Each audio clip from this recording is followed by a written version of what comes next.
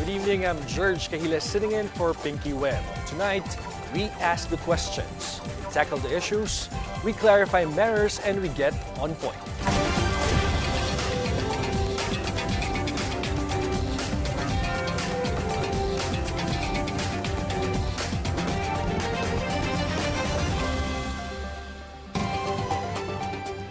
America and the rest of the world are slowly coming to grips with the outcome of the U.S. elections. Trump supporters are slowly coming down following the euphoria of being able to send him back to the White House. Already, many are jockeying for positions, hoping to join the Trump administration. Ordinary Americans, meanwhile, are expecting jobs and tax breaks and better health care. And there are those who are slowly preparing for another 4 years of what they believe is distasteful leadership, wars and xenophobia, not just in America but across the globe. What would make the second Trump government different, or will it be? Let's get on point with Professor Dennis Coronacion, head of the Political Science Department of the University of Santo Tomas, and Professor Eric de Torres, head of the Political Science Department of the University of the East. Gentlemen, good evening po. Good evening. Good evening. Nag-sink in na ba sa inyo ang resulta ng US elections? Well, yeah, sa akin, parang natanggap ko na. No? I don't think it's going to change anymore. All right. First things first. How did Trump win the election? Let's start with Dennis first. Well, I think compared to his opponent, Trump's campaign, I think, connected well with with most of the Americans. His messages resonated with them. And I think he was on point when it comes to which issues are the Americans that the Americans see as very important to them. And of course, we're talking about the inflation, the economy, and even the issue regarding immigration. Eric. Yeah, primarily, the moment that he was successfully managed to overcome his assassination attempt, that says it all. The very iconic picture wherein he was not able to, he was able to survive, and it's very dramatic. So, Americans are very emotional in that sense. Plus the fact that they have a very successful targeting approach in terms of what specific age bracket that they intend to actually focus on. And thirdly, I think it's the manner by which how the Biden administration have failed or has failed to address issues such as the economy, for that matter. Well, since you pointed that out, I'm wondering, are Americans now veering towards the populist way of electing their leaders, or was it really an offshoot of the Biden administration's alleged failure to address the needs of the American people? Sige, si Dennis muna. Well, sa akin, I don't think that the Americans really, at this point, well, we know that back in 2016, there was a wave of, populist leaders getting elected. But I think that era has already ended. Now, how did he get elected? Itong si Donald Trump. Not so much because of populism, I suppose, but because of the issues that he raised during his campaign. And basically, the issues that he raised was about basic needs, issues that need to be urgently addressed by the federal government or by the U.S. president. So, and he was right. The Americans, most of the American voters believed him, as compared, of course, to the issues being raised by his opponent, who was, I think, she was for women empowerment and health, what do you call this, reproduction rights. After all, even the U.S. Senate, majority are Republicans, and they are looking at getting the majority of votes sa Congress as well. So does this mean na nawawalan na ba ng grip yung Democrats over their respective areas or in US in general? Well, not necessarily. It's just Trump has done a good job doing his homework. In terms of, as what I have always argued, his strategic campaign approach in terms of targeting a specific segment or age bracket. Secondly is the miscalculation, in my own analysis of Kamala Harris in terms of, as what Dr. Coronacion mentioned, raising reproductive issues and trying to pivot and rallying behind gender, especially women empowerment. But it failed significantly because Trump's issue and concern is very practical. I mean, you're talking about inflation, you're talking about addressing the basic needs, migration, which basically every American could relate to. So you need someone who is firm, you need someone who is actually, because I think it's not, as what Dr. Coronacion made mention, it's not populism per se, because they've seen how he was as a president during back then. So it's really how he pressed issues that are very practical that each and every American can relate to. Siguro may mga tanong din, is America not ready for a woman president yet? Issue ng gender. Nag-matter ba ito sa kinalabasan ng election? No, I don't think na yung gender was an issue during the election.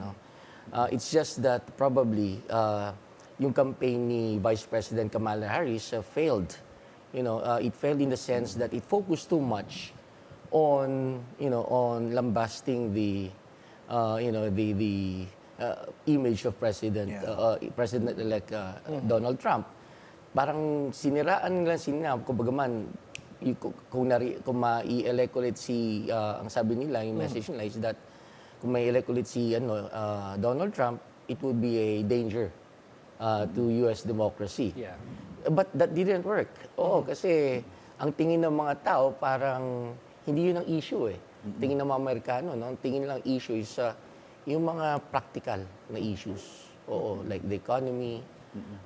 U.S. economy has not been doing well. Is this the end for Kamala Harris? I mean...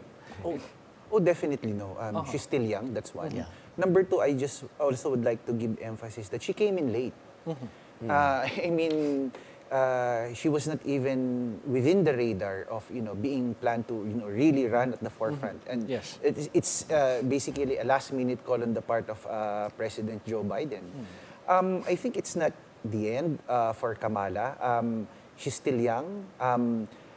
Also, I think it's just the right strategy and right approach on the part of the Democrats, especially targeting. Even I was surprised that the Latinos, basically, she was not able to get the votes of those, what do you call this, minorities, so to speak. Even a large number of, Filipino voters or Filipinos back then, American Filipinos, still voted for Trump. Why? Because they could very much relate to the situation of these practical issues that, at the end of the day, gender would not matter as long as you're talking about livelihood, you're talking about jobs, you're talking about, basic commodities of, access towards this, and Biden failed to address this during his administration. Elon Musk, he is very, very much present during the campaign, even during the speech of the president. He's praising him, So, but before you answer and react to that, we'll take a short break. When we come back, we'll have more of our discussion with Professor Coronacion and Professor de Torres.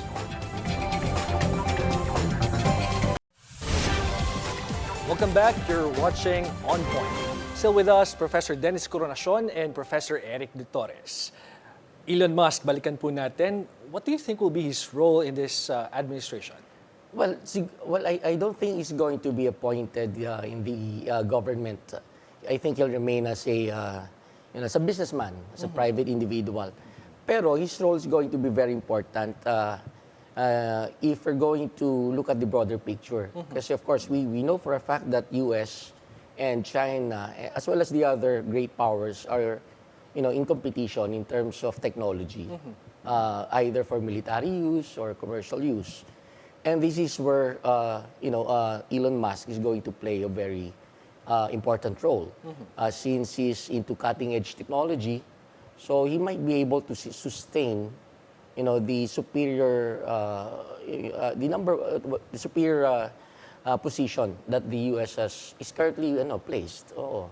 Eric, would like to react to that? Yeah, I think he was very instrumental in providing analytics in terms of targeting again the specific age bracket, voter preference, American preference in terms of how he was able to position. I think there was no rebranding on the part of Trump, but the messaging was very much clear, and that is because probably, and perhaps we're second guessing that it could be how Elon Musk was very instrumental through his technology in terms of providing such information to President Donald Trump. Tal nabanggit nyo na yung China kanina. Let's talk about the rest of the world. What do you think is the world thinking right now with Donald Trump returning to the White House? Well, they're probably saying, oh no.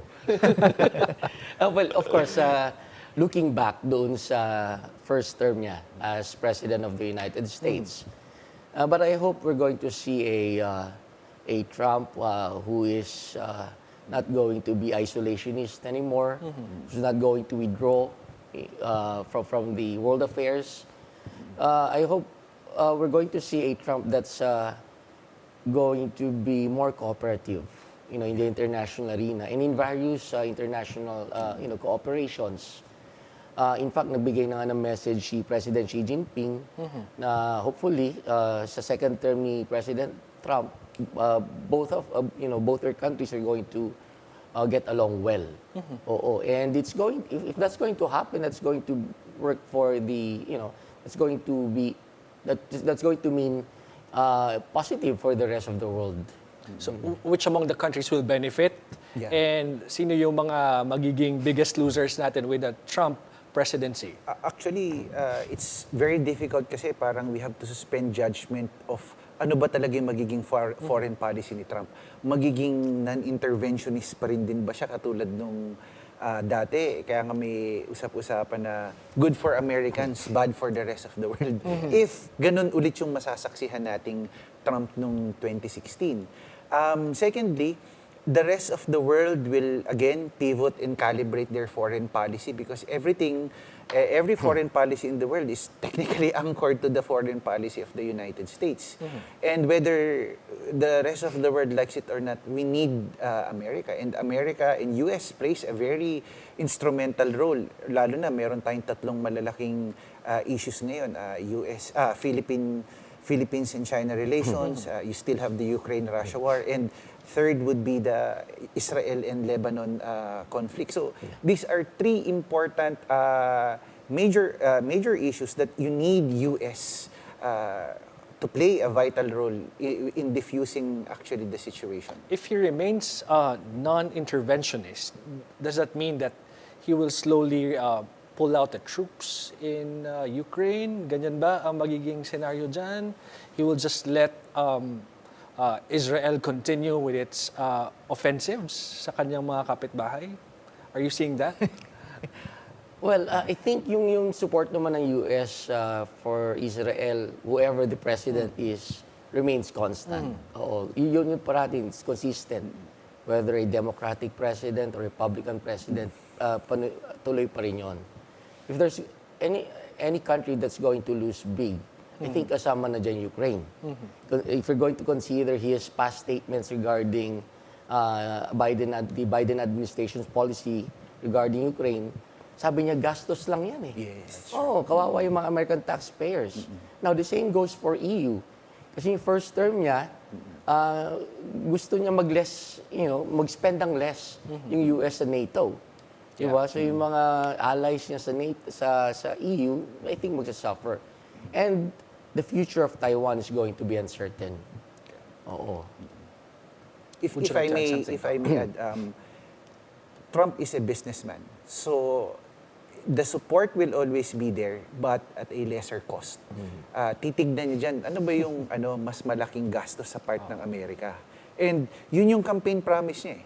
So he has to make the lives of Americans first better by focusing first internally or domestically in their respective country before meddling into the other nation's affairs. Lalo na kung yung cost on the part of the US is actually they're spending a lot of taxpayers' money. So Now, let's go to Trump's immigration policy. He promised to deport around 11 million undocumented immigrants in the US. So, yung mga Pilipino natin doon, papaano kaya? And how do you see this? And how will this affect the dynamic siguro sa mga kapitbahay niya, sa Latin American countries? What do you think? Well, it's definitely going to affect our fellow Filipinos whose papers are still being processed. Okay. Okay, no papers at all. Kasi naalala ko as of 2022, I think there are 4.1 million Filipinos Yes. residing in the US. So, yung mga wala pang papers, hindi pa na-settle yung kanilang citizenship, hindi pa na nakuha, sila yung maapektuhan nito. And I think this time around, President-elect Trump is very serious in his campaign promise to get rid of the illegal immigrants, illegal migrants. So, baka maraming madedeport ng mga Filipinos, especially yung mga tinatawag natin na TNT.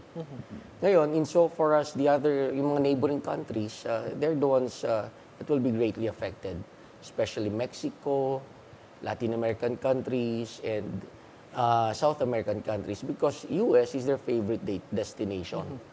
Does that mean that opportunities for, like us, Filipinos and Latin Americans to have a taste of the American dream will be totally shut down now already with this policy? What do you think? Well, not necessarily, I think.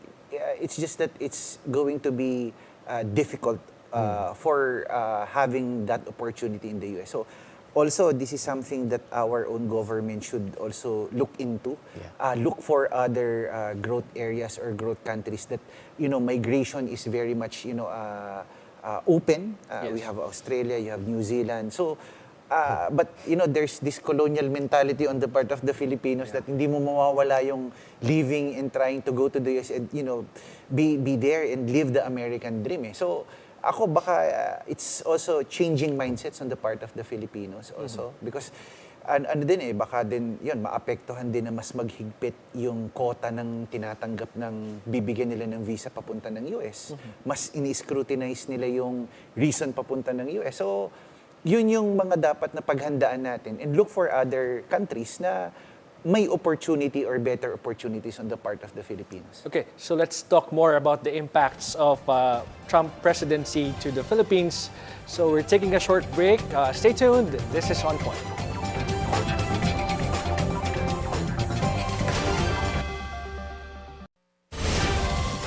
Welcome back. You're watching On Point. I'm Gerg Cahiles. Still with us, UE Political Science Department Head, Professor Eric de Torres, and USC Political Science Department Head, Professor Dennis Coronacion. Now, sirs, Pilipinas and US. Of course, as a former colony, well, sabi nga na pag humatching ang US, definitely naapektuhan tayo dito sa Pilipinas. What do you think are the direct impacts of the or Trump's presidency to the Philippines? Eric first. Okay. So, well, first of all, in terms of currently the issue with regard to the West Philippine Sea, I think the government, all of us are waiting what would be the position because back then, when they said that our relationship is ironclad, you're talking to the Biden administration. But right now, with this new administration, what would now be the position of the United States with regard to the said issue?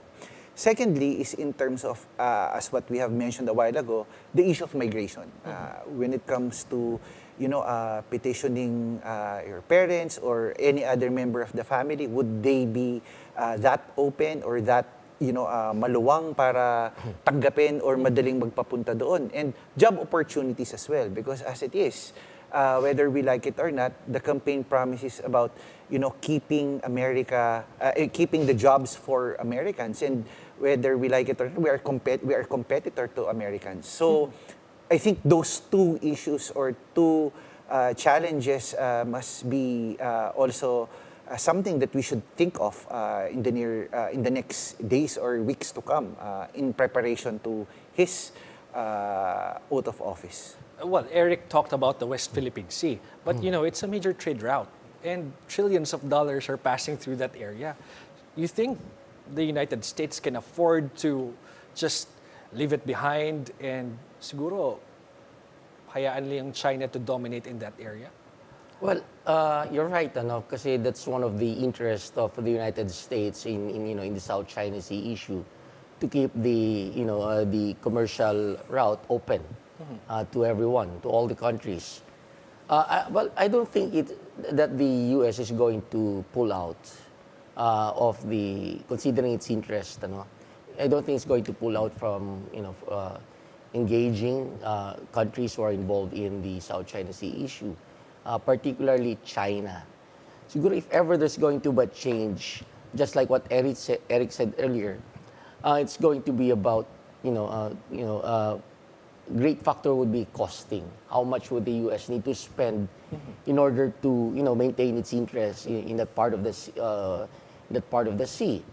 And siguro on our part naman, all we have to do is to show to President-elect Donald Trump that we have already become self-reliant, and we're not going to depend so much on U.S. assistance, on U.S.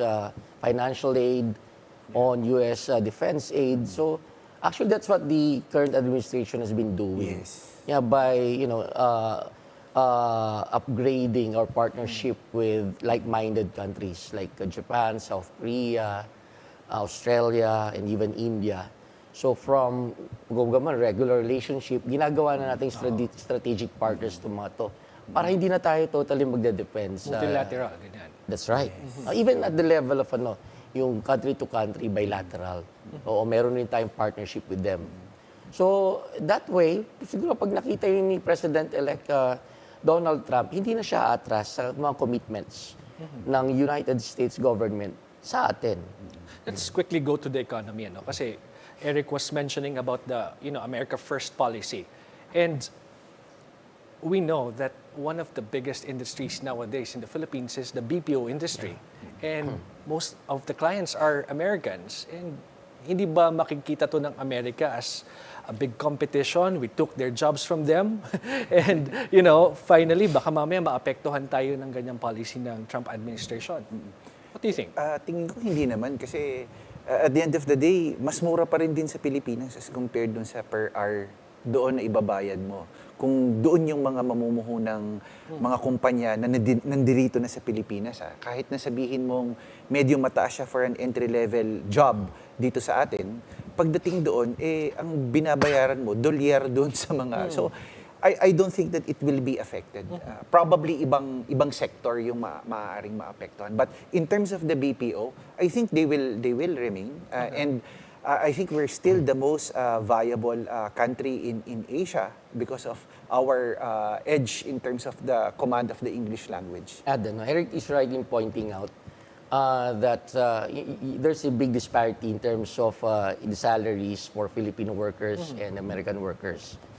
It's just that President Trump has vowed to bring back the jobs to the United States. Yes. Kasama na doon yung BPO. And we have known him during his first term na he would do everything to these private companies in order to bring back. Even to the point na mag-arm twisting siya. Oo. So, it remains uncertain kung tototohanin niya ba to. Pero... depende kung sino siguro mang-i-appoint niya to implement this. Siguro Secretary of Trade. So it all depends. But definitely, that's a signal to our BPO industry that they should start looking for other clients. Higher tariffs sa imports sa Amerika. I was looking at the numbers. 2023, $11.4 billion ang imports ng Pilipinas sa Amerika. Will the higher tariffs affect potentially our imports? Yes, of course. Aside from that figure, it's also a fact that the U.S. is one of our major trading partners, aside from Japan and China. So if the Trump administration is going to impose higher tariffs, magsasuffer yung mga Filipino businessmen, yung ating export-oriented na mga companies, industries, So, and that's going to, nakakaranas na nga tayo ng economic slowdown. So, baka mag-suffer pa tayo lalo. Eric? Yeah, I very much agree with Doc Dennis, especially the way that we intend to look at several industries that highly dependent in terms of importation coming from the US. Secondly, the manner by which how we intend to look at our own economy that is sobrang bagal ng takbo ng ekonomiya natin ngayon. Well, of course, it's going to be another issue, but is it a policy-wise, a policy-driven issue? Is it just how the market basically works? But definitely with that percentage of tariff, maapektuhan yung dito sa atin, yung merkado dito sa atin. Plus, ang taas ng dependency natin sa US market pagdating sa mga importation eh. Yeah. Unless, for example, na we pivot and look for other source. And anong bansa yun? Ano naman natin, di ba? So yun, baka instead of, for example, spam, maling yung much better, di ba? So, But anyway, you're talking about it. Let's talk about politics. Kasi, of course,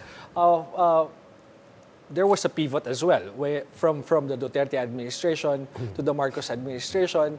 You think it will be maintained, or will it be a different thing with Trump's comeback?